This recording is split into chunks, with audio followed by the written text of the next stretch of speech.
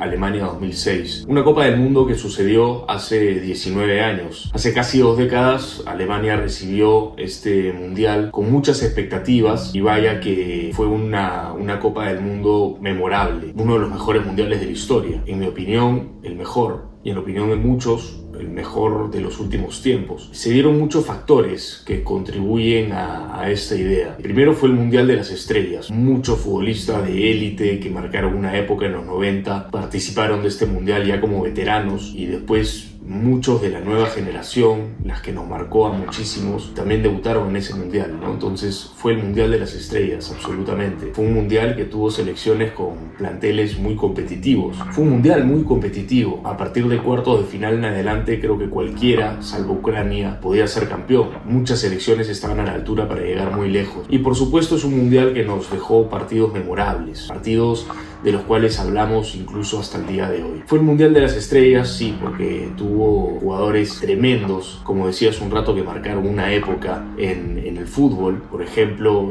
Holanda tenía a Van Nistelrooy, Arjen Robben debutaba en mundiales, Schneider debutaba en mundiales, estaba Dirk Kuyt, tenía un equipazo Holanda realmente. Portugal también tenía a Luis Figo, que es un histórico que jugaba su último mundial. Ya no era jugador del Real Madrid, pero seguía siendo un referente en la selección portuguesa. Cristiano Ronaldo debutó, siendo muy importante también. Deco participaba del mundial también. España también tenía lo propio, tenía el inicio de su generación dorada con Carles Puyol, con David Villa, con el Niño Torres, con Cesc Fábregas, con 19 años nada más, con Andrés Iniesta, con Xavi. Era el mundial realmente de las estrellas y Sudamérica no se quedaba muy atrás. Brasil era vigente campeón, Ronaldinho, tenía el gordo Ronaldo, que se volvió goleador de los mundiales en ese mundial de Alemania. Tenía a Kaká, tenía al Tanque Adriano, tenía a Juninho, tenía a C. Roberto. Tenía un equipazo realmente. Argentina tenía lo propio. Riquelme jugaba su primer y único mundial. Messi estaba también de 19 años, iba a hacer su estreno en mundiales. Tenía un equipazo Argentina también con Carlos Tevez, con Hernán Crespo, con el Pato Abondanzieri en el arco, con Ayala, con Mascherano. Realmente un equipazo. Cualquiera de los que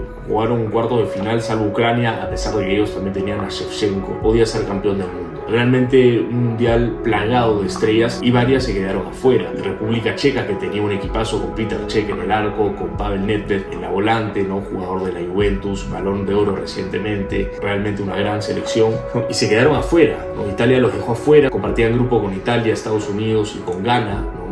El grupo sobrevivieron Ghana e Italia. Pavel Nedved se quedó afuera de su mundial, y República Checa no volvió más a los mundiales. Se quedó afuera también Croacia, que tenía a un joven Luka Modric, vuelvo y repito, el Mundial de las Estrellas. En sus filas estaba Luka Modric entre los convocados y jugó ese mundial, pero se quedó afuera en la fase de grupos. Croacia no volvió a los mundiales en Sudáfrica y recién regresó en Brasil 2014, con una selección incluso más brillante. Así que fue un mundial muy competitivo, que tuvo estrellas por doquier, que tuvo jugadores muy buenos, y que a partir de cuartos de final las selecciones eran muy potentes, ¿no? Alemania dejó afuera a Argentina, por ejemplo, en un partido memorable, y ya entramos también a hablar de partidos memorables. Alemania dejó afuera a Argentina en Berlín en un partido histórico, ¿no? Alemania iniciaba un proceso que iba a culminar con esa selección campeona del mundo en Brasil 2014, pero iniciaba con Lukas Podolski, con Miroslav Klose a la cabeza, con Michael Ballack, con Bastian Schweinsteiger, con Philipp Lahm. Tenía un equipazo Alemania y estrellas que rendían para un par de mundiales más, y finalmente alcanzaron las semifinales tras eliminar a Argentina. Italia dejó fuera a Ucrania, ya dije, quizá el rival de cuarto de final más débil o más accesible de los 8. Italia le ganó 3-0. Francia dejó afuera a Brasil en un partido realmente histórico, realmente que dejó mucho de qué hablar. La actuación de Zidane, individualmente hablando, de las mejores en la historia de Copa del Mundo. Dejó afuera a Brasil con gol de Titi Henry, 1-0. Le ganó Francia al vigente campeón del mundo y avanzó a semifinales. Después tuvimos también el Inglaterra-Portugal, ¿no? Que causó mucha controversia. La expulsión de Wayne Rooney, el guiño de Cristiano Ronaldo. Gana Portugal los penales y avanzan a las semis después de 40 años, ¿no?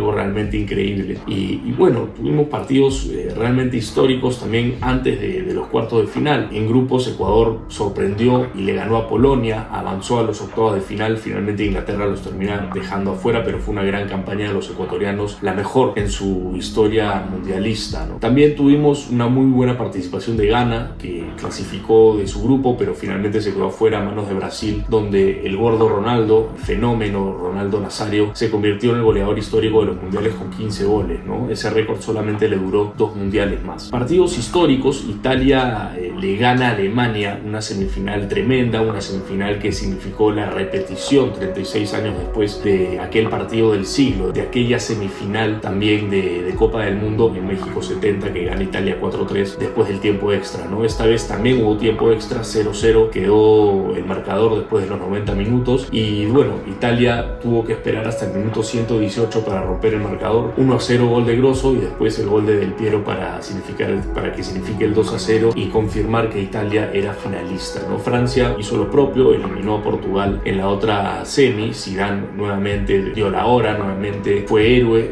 anotó de penal su segundo gol en esa Copa del Mundo y mandó a Francia a la final, ¿no? Y la final evidentemente fue histórica. Francia jugando de blanco como casi todo el mundial, e Italia jugando de azul como tradicionalmente lo venía haciendo. Partido realmente histórico por una rivalidad tremenda que tienen estas dos selecciones. Habían jugado la final de la Euro en el año 2000, había ganado Francia. Los cuartos de final del Mundial Francia 98 también fueron entre estos dos países. Termina ganando Francia por penales y avanzando semifinales para ser luego campeones. A los 7 minutos ya se cobraba un penal a favor de Francia. Zidane hace su gol a lo Panenka, realmente increíble ese penal, y se convierte de hecho en el cuarto jugador en convertir en 2 finales distintas, ¿no? Había hecho 2 goles en Francia 98, en la final en París, y esta vez en Alemania 2006 ya le hacía gol a Italia a los 7 minutos de partido. Marco Materazzi hizo gol a los 19, empata Italia y el partido se quedó 1-1. De hecho, estos dos futbolistas que hicieron gol para sus selecciones en este partido terminaron siendo protagonistas de una de las jugadas más polémicas y más habladas en la historia de los mundiales, el famoso cabezazo de Zidane a Materazzi. Expulsado Zidane, se va con la tarjeta roja y finalmente se queda con 10 Francia, van a los penales y sin su máxima estrella Francia sufre y finalmente Italia rompe esa racha de la tanda de los penales, ¿no?